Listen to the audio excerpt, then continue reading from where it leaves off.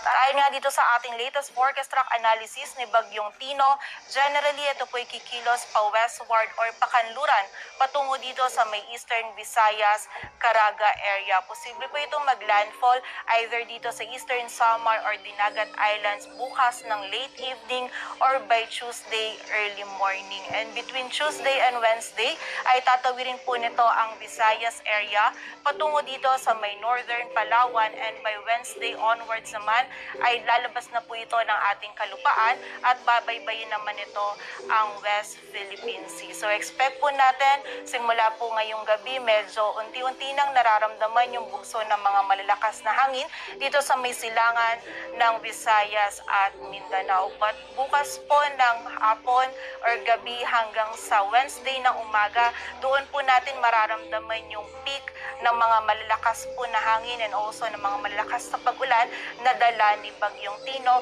for most areas or sa buong bahagi po ng Visayas, maging sa ilang bahagi din ng Mindanao at sa area din po ng Southern Luzon.